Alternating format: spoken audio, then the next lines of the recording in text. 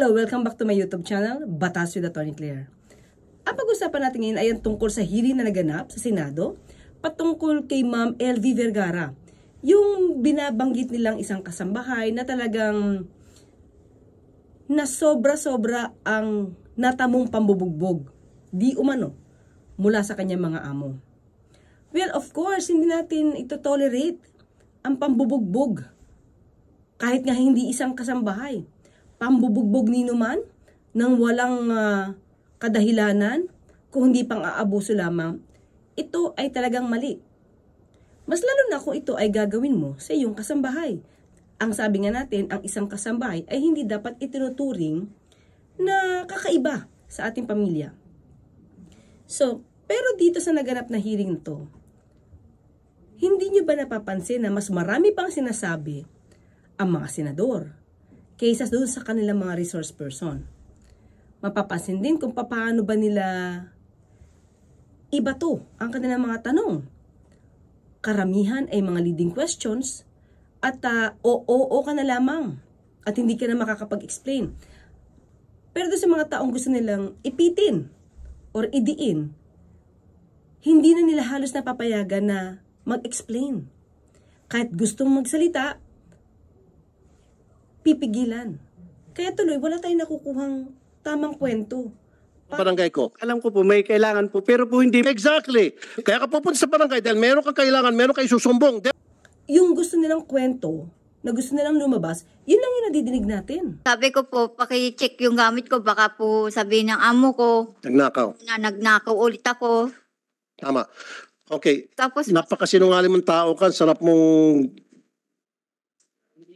Alam mo, napakasinungaling mo. Gusto mo, lie detector test ka namin, payag ka. Sige, pag lumitaw na ikaw ay nagsinungaling sa lie detector test, kukulong ka agad namin dyan sa baba. Wala pa nga po, Senator, na siya reklamo po sa amin.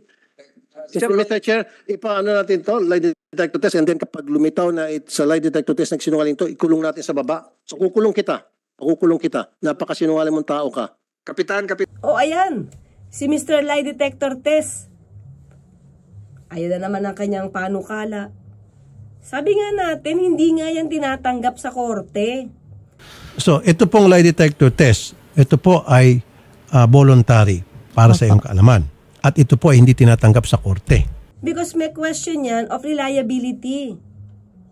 Diba? Yung accuracy niya, meron pang question. Tapos, igigiit mo na naman yung lie detector test na to. Ano bang meron sa lie detector test na to? Lagi yan ang pinananakot mo. Hindi ba pwedeng makuha mo ang katotohanan sa pamamagitan na magaganda mo sanang question? Hindi yung pananakot mo, lie detector test? Diba? Kung nagpalya, kung pumalya yung lie detector test at magaling yung witness na magsinungaling, halimbawa lang, at hindi nabasa ni lie detector test dahil smooth yung witness, pero yung pala may kasalanan, o magkakaroon ka na ba ng judgment na wala siyang kasalanan? Eh, paano kung pumalya? Wala naman talagang kasalanan dahil sa kaba, sa takot sa'yo. Biglang pumalya yung lie detector test at nabasa yung kaba niya. May kasalanan na ba yun sa'yo? Ipapakulong mo na agad at iniisip mo, hindi nagsisinungaling ang lie detector test? Lagi nyo kasing panakot ang kulong. Bakit hindi nyo hayaan magsalita? Hayaan nyo yung mga resource person nyo magsalita. Puro kayo panakot dyan. Kulong, contempt, kulong. Kapag hindi nyo nagugustuhan yung mga sagot ng mga resource person nyo, kulong agad ang panakot nyo. Paano kung ikaw kaya hamunin, Senator Raffy Tulfo? Diba sinampahan ka ng kaso ng iyong unang asawa? Paano kung hamunin kanyang ipalay detector test ka? Payag ka ba na sumalang sa lie detector test at kapag nalaman nagsisinungaling ka, ipakulong ka kagad? Okay ba yun sa'yo? Ito ang mga katanungan dapat mong sagutin. Totoo bang nawala ka kaya nakapag-file si Mrs. Julie Licop ng Petition for Declaration of Presumptive Death? Pangalawa, totoo bang nagpunta ka sa US at nag-file ka ng divorce laban kay Julie Licop? Pangatlo, nagpakasal ka nga bang muli at ito ay kay Celedonio Amos habang ikaw ay kasal pa kay Julie Licop? pero binago mo ang pangalan ng tatay mo. Pang-apat, gumamit ka ba ng ibang pangalan para makapag-file ka ng divorce laban kay Julie Licop?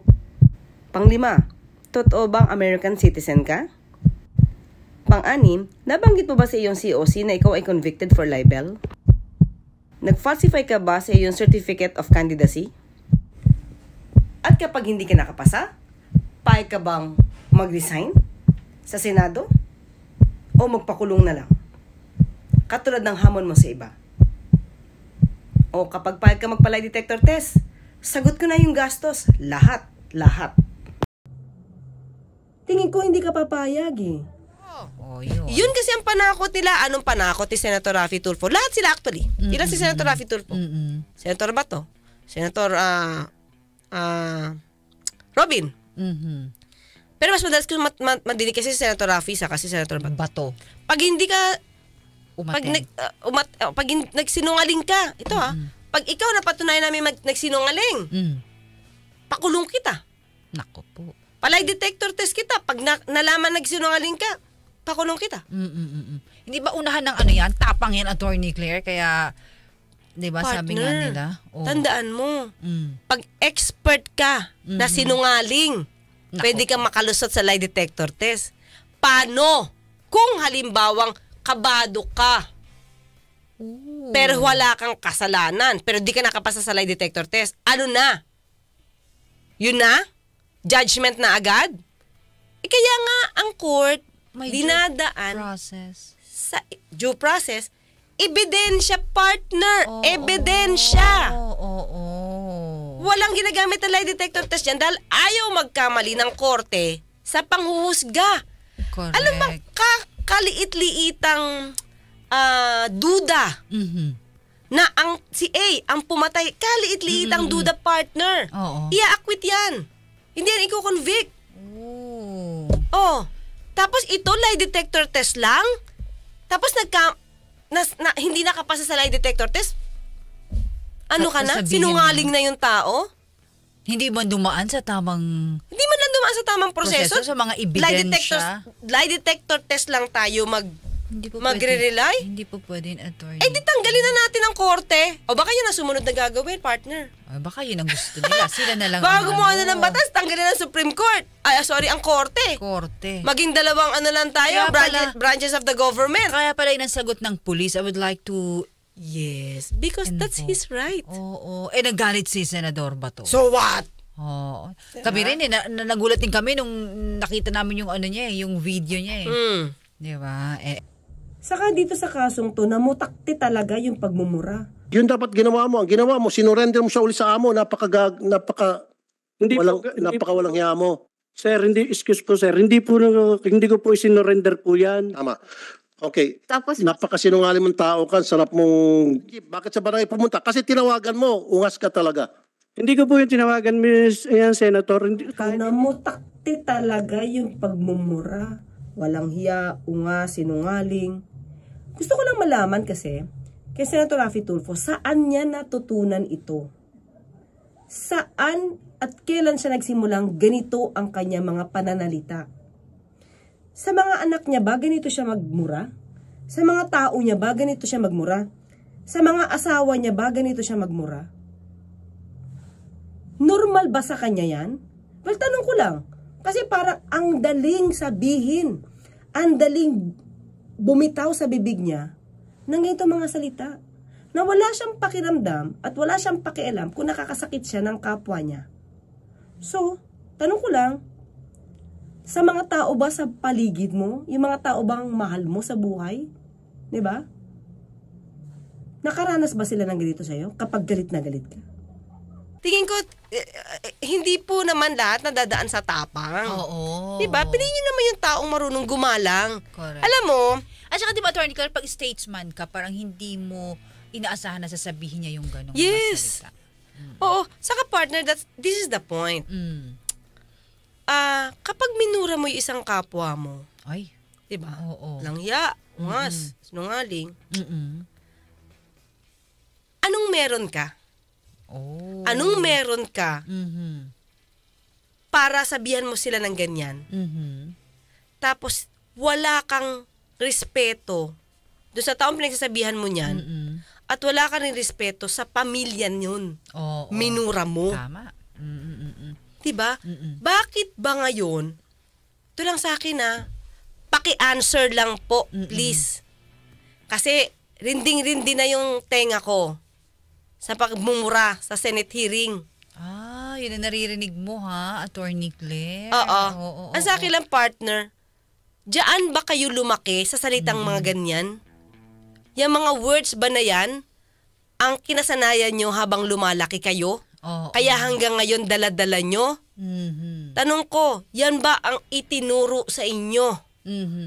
Ng magulang nyo, ng eskwelahan nyo, ng mga tao sa paligid nyo, kaya andali nyong magbitaw ng pagmumura na hindi nyo na pinapakiramdaman kung ano ang mararamdaman nung pinagsasabihan nyo. Ay, yung nagtaas ng boses, Attorney Claire. Ganun pa rin. Ganun din yun. Diba? Partner, ako, let's face it, nagtataas ako ng boses pag nasa hearing. Okay. Tataas ako ng boses Oo. kasi nandun yung feelings May emotion ka. Yun lang, emotion Pero, lang. Di ba pwede, hindi ka pwede magmura. Hindi ka nanghihiya. Hindi ka nahihiya, hindi ka pwede manghiya. Oo. Diba? Itong mga nakikita natin na ito, na mga nasa Senado, paman din, talagang Diba? Yan. Kita mo naman yung mga Diba? banat nila. Kayo ba ang gusto nyo, kayo ba ang dapat naming ituring ng mga heroes ng bansa natin sa kasalukuyan? Oo. Pero hindi lahat, Attorney, merong Ay, senador na napakakalma. Partner. Oo. Ito napapasama lang to ha. Napapasama lang to pero kaya niyang kumalma kapag yung nasa paligid niya. Minsan nasa paligid niya tatlo, dalawa na talagang kung magmura to the max. Pero siya to the maximum level, partner. Siya pipikit-pikit lang siya. Pikit lang siya. Siya nakikinig. Tapos bigla siyang papasok.